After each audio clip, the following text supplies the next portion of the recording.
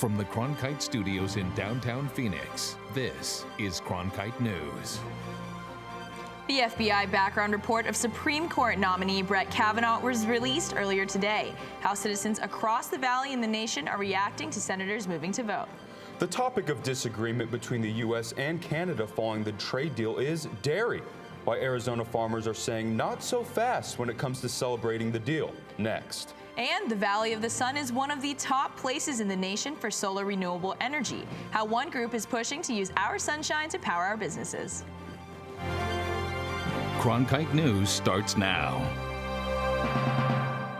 Good evening and welcome to Cronkite News on Arizona PBS. I'm John Cardinelli. And I'm Samantha Lomibao. Thank you for joining us.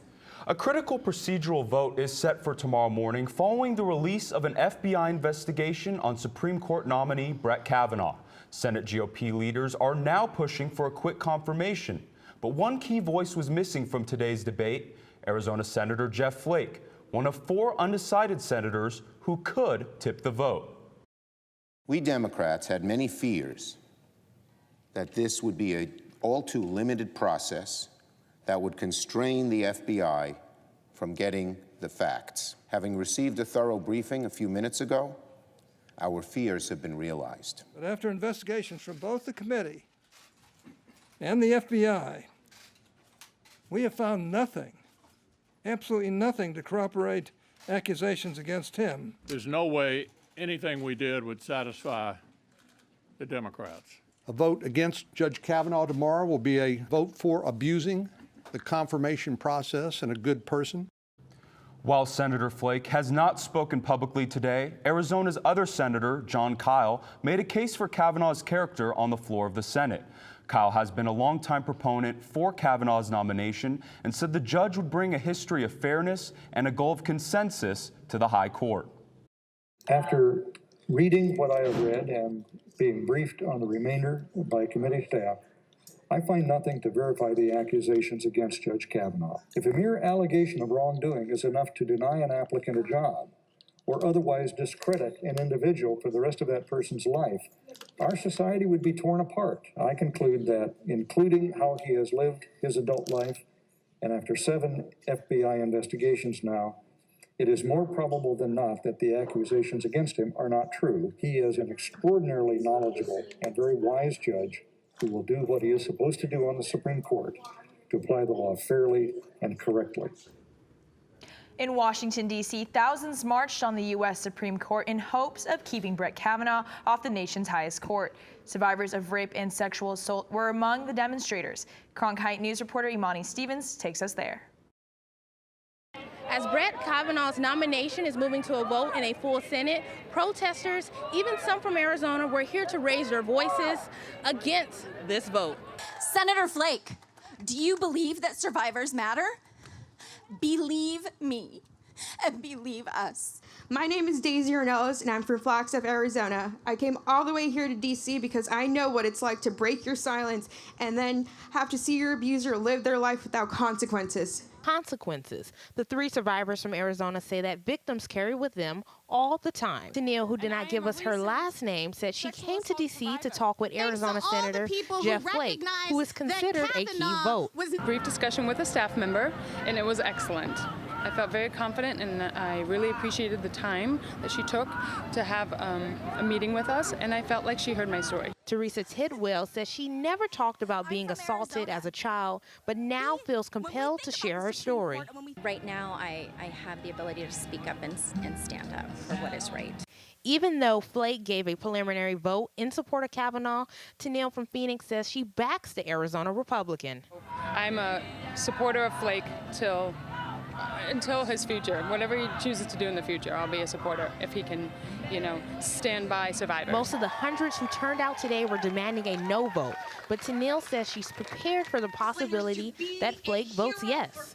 If he votes yes, then I'm just going to turn my attention to more survivors, and then just kind of keep him in the background, but move on and move forward. Whatever the outcome, Tidwell says it's important for survivors to make their voices heard. I'm hoping that the outcome is a no vote on Kavanaugh, and I'm hoping that an example is set for all survivors, that they do matter and that we do matter. After protesting at the Supreme Court for about an hour, protesters headed to the Senate office buildings to take it up with senators who could be voting this weekend. In Washington, Imani Stevens, Cronkite News. Depend on Cronkite News for coverage and analysis on what's next for the Kavanaugh vote. We have our full multimedia reports online at cronkitenews.azpbs.org. Hundreds of thousands of immigrants in the United States are sighing with relief today after a judge stopped a federal order that removed their protected status. This included migrants from countries like Sudan, Haiti, Nicaragua, and El Salvador. Cronkite News reporter Edgardo Lozoya spoke with one Salvadoran mother in the Valley who says her family has been given a second chance. We didn't know what was going to happen. Not just with us, but with our kids as well. It's been 10 months of uncertainty and anxiousness for Melanie Novato and her children, but a federal judge's decision Wednesday evening has brought a glimmer of hope to this Arizona family. Definitely relieved. Now I feel like I can actually plan stuff, even a future for our kids, because that was even uncertain. Uncertain after the Trump administration announced early this year it was halting temporary protected status for over 300,000 immigrants nationwide starting in November. Last night, a California federal judge stopped that order. For all of us that have kids here, we didn't know what was going to happen with them, whether we would have to go back to our countries. I'm from El Salvador, so we would have to take all of our kids to our countries, and that was definitely a very scary thought. Salvadorans are the biggest group with TPS in Arizona, with about 1,000 of them having this status, which allows holders to renew their work permit every 18 months. Part of District Judge Edward Chen's decision specified the Trump administration's decision to end TPS was based, in part, on animus against non-white, non-European immigrants. For this Avondale family, the judge's decision means they get to stay in the only place they've called home, something especially meaningful for Melanie's 14-year-old daughter. She feels like she can move on now. She told me last night she felt like she can move on and actually think of the future versus not being stressed out about our situation. In Goodyear, Edgardo Lozoya, Cronkite News. The judge's order is effective immediately. However, the next hearing in this case is scheduled for October 26th, with the government saying it does plan to appeal this decision. Hefty tariffs are on our imported dairy products from our neighbors up north. Coming up on Cronkite News, how these Canadian tariffs are affecting our agriculture here in Arizona next. Plus, over 6 million pounds of beef recalled by a company from right here in our state. How you can avoid getting sick with salmonella when we come back. Join Emmy Award-winning CNN anchor Anderson Cooper as he receives the 2018 Walter Cronkite Award for Excellence in Journalism, attracting industry leaders from the media, politics, business, and education. The award luncheon is the Cronkite School's signature fundraising event. Tickets for the luncheon ceremony on Wednesday, October 17th at the Sheraton Grand in Phoenix are available for sale at cronkite.asu.edu/luncheon or call 602-496-0482. I'm Judy Woodruff, anchor and managing editor of the PBS NewsHour. The journalists of tomorrow face a fast-changing media landscape, but quality news remains vitally important to our communities, our country, and our world. At ASU's Walter Cronkite School of Journalism and Mass Communication, students learn solid, reliable reporting, holding the powerful accountable, and rebuilding the public's trust. The Cronkite School and Arizona PBS, preparing the next generation for a stronger future of journalism. Millions of people die every year from drinking dirty water. I would never have felt I had the ability to do something without ASU pushing me. We built filtration systems out of local materials with the people. To see those kids drink clean water for the first time, it's the most rewarding feeling that you can ever have. I went to ASU because I wanted to change the world. The thing I never would have expected is how the world would have changed me. When President Trump announced a new trade deal between the U.S., Mexico, and Canada, Arizona dairy farmers were optimistic. But now, 3 days later, reporter Jimmy Jackson explains why some are saying not so fast. Everybody was just amazed that the administration was actively talking about dairy trade. No administration for decades had ever really talked about dairy trade as a major component of any deal.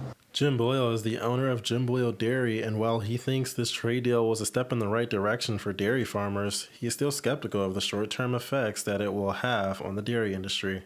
It is nice to have the trade deal done, at least the language completed, and there's a little bit more access to the Canadian market than we had before.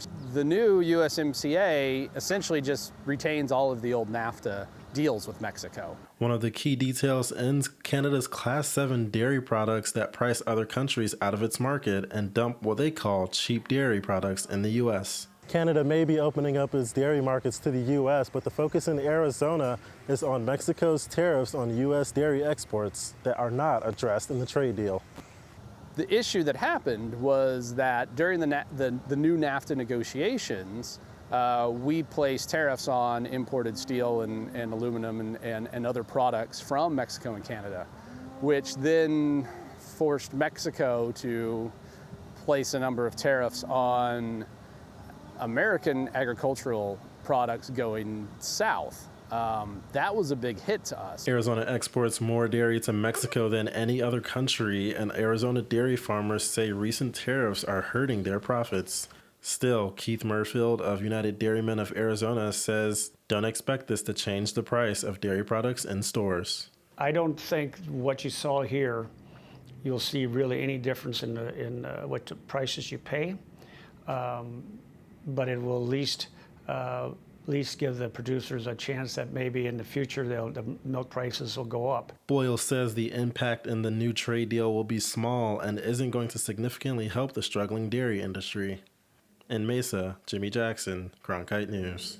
The new trade deal is expected to be signed in late November, but Boyle believes it could take much longer if the Democrats win control in the House of Representatives in the midterm elections.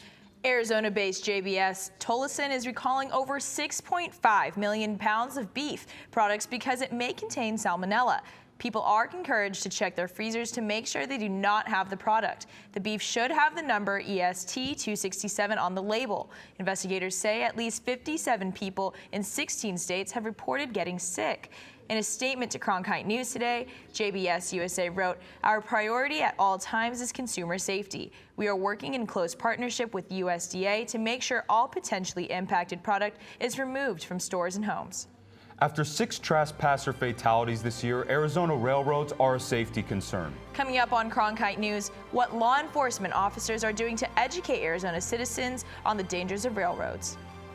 You've probably realized humidity levels have dropped today, but that's not for long. Stay tuned for your full forecast after the break. As journalists at Cronkite News, we report on stories that matter to you by focusing on the local impact.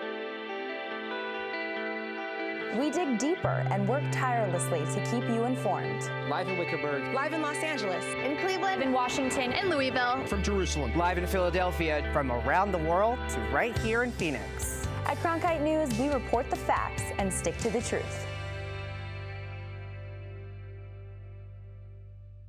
I'm Ted Simons, host and managing editor of Arizona Horizon.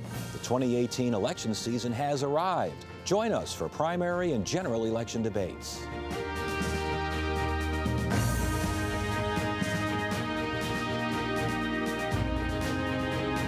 Right here, meet the candidates and hear their positions. Arizona Horizon, your source for what matters most this election season. Only on Arizona PBS. By the year 2050, there will be more plastic in the ocean than fish.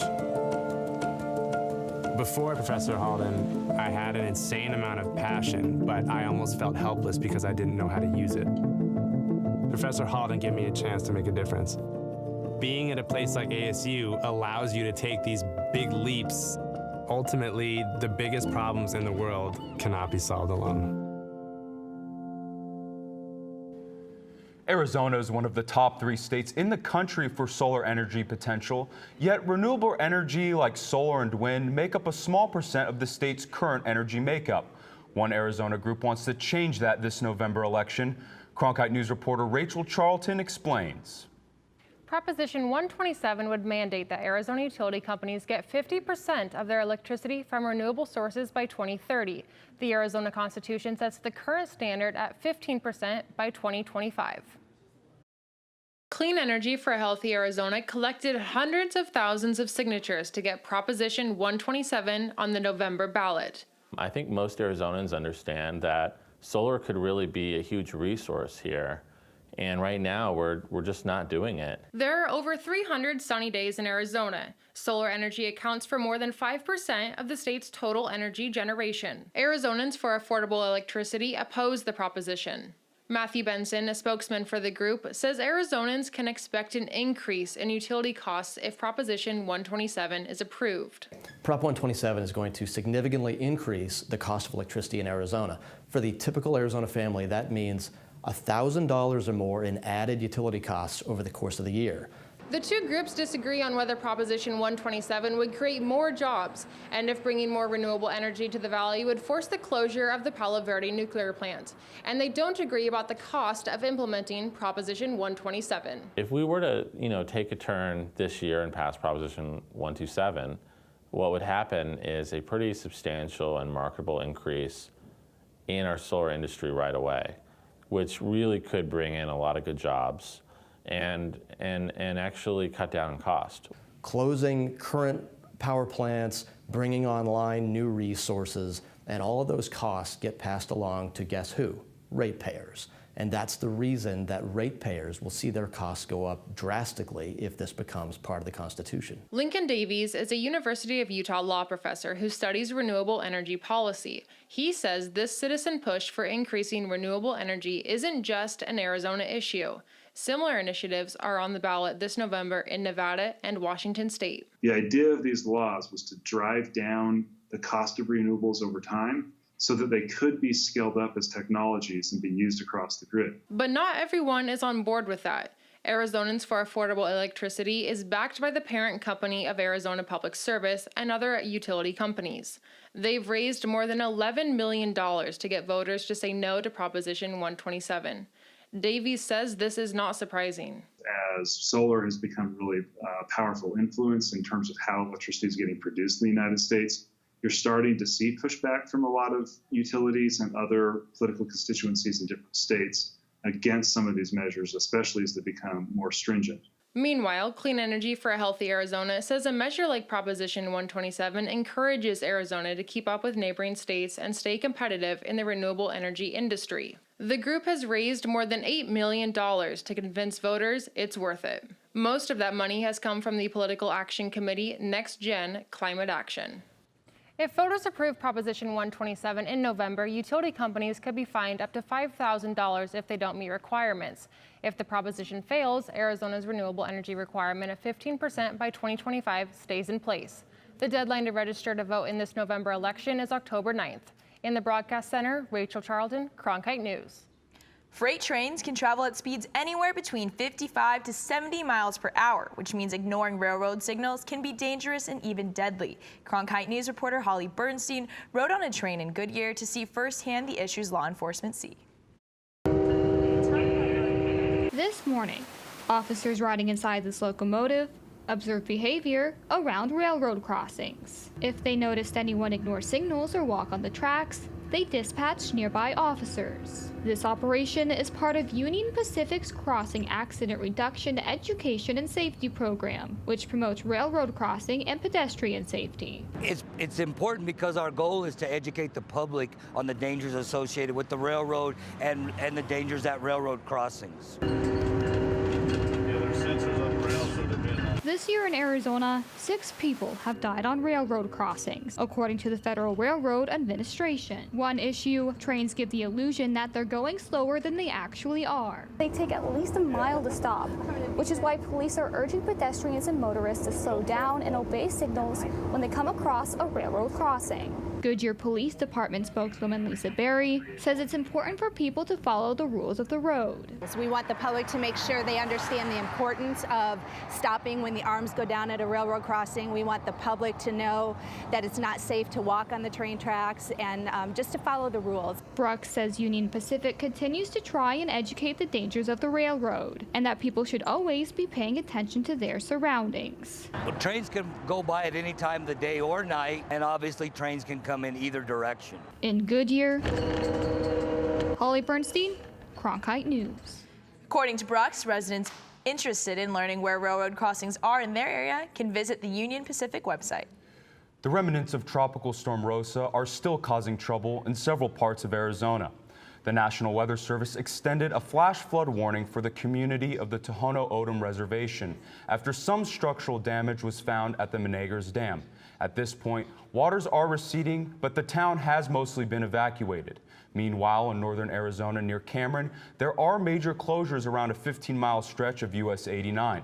The Arizona Department of Transportation says detours around the area will likely last a while due to the damage from heavy rains. And there's a possibility for more rain headed our way this weekend. Micah Bledsoe is tracking our forecast. That is true. We do have a possibility for some more rain. Right now, here in Phoenix, we're experiencing temperatures at 84 degrees. Up north in Page, Arizona, 70 degrees, and way west in Lake Havasu City, 84. You've probably noticed that the humidity has started to gone away a little bit, but as we can look at this map, we see that the water vapor is moving northeast throughout the state, but that's not for long, unfortunately. Everyone's looking forward to Friday night, so tomorrow's temperatures are going to be pretty cool. Tomorrow at 65 degrees in Phoenix, so it's a pretty cool day to spend some time at a football game. Looking at our 7-day forecast, we can see that it'll be a pretty good weekend up until Sunday when we finally get those rain and thunderstorm shatters. Throughout the rest of the week, you can see that it'll be nice, but Thursday it'll come back with that rain and we'll experience humidity as well. In the Cronkite Weather Center, Micah Bledsoe. It's end of term exam time at lots of middle and high schools across Arizona. But some teachers are urging them to escape in order to learn. Coming up on Cronkite News, we'll take you inside an immersive experience for these history students as they prove their knowledge in an Escape the Room challenge. I'm Matt Berry, ESPN Sports Center anchor and graduate of ASU's Walter Cronkite School of Journalism and Mass Communication. With its bachelor's and master's degrees in sports journalism, the Cronkite School is preparing the next generation of sports journalists to tell stories that matter, stories that excite, inspire, and inform. Cronkite immerses students in covering sports at all levels in one of the country's top sports markets. It's this hands-on experience under the guidance of award-winning sports media veterans that shape the top journalists of tomorrow. Here at Cronkite News, we have producers who craft shows that make an impact on our community. Our broadcasts allow students to be involved in all levels of production, from producing to directing. We are guided by highly respected professionals who mentor the journalists of tomorrow. From technical directing to teleprompting and beyond, our production crew works tirelessly to produce meaningful and award-winning shows. We are Cronkite News on Arizona PBS. By the year 2050, there will be more plastic in the ocean than fish. Before Professor Halden, I had an insane amount of passion, but I almost felt helpless because I didn't know how to use it. Professor Halden gave me a chance to make a difference. Being at a place like ASU allows you to take these big leaps. Ultimately, the biggest problems in the world cannot be solved alone. Teachers at One Valley High School are preparing students for tests in a different and more interactive way inside the classroom. Reporter Micah Bledsoe went to Queen Creek to see what it means to escape the room. Here at Queen Creek High School, students are retiring their typical study sessions in the library with books for timed test preps that you've probably never seen before. Begin. Son. 55531. 555. We have a time limit, and for each level there's a different puzzle or riddle or something like that that has something to do with the subject that we're learning, that we're about to test on. And so we just keep unlocking the puzzles until we can unlock the box and get our prize. Groff is an 11th grader at Queen Creek High and says this kind of escape the room is a great way to keep lessons fresh in their memory. Kylie Bean, a teacher at Queen Creek High, says she got the idea for classroom escape the room online watching a science webinar. All the puzzles that require them to use logic and reasoning skills, which are all higher level depths of knowledge for kids to have to use.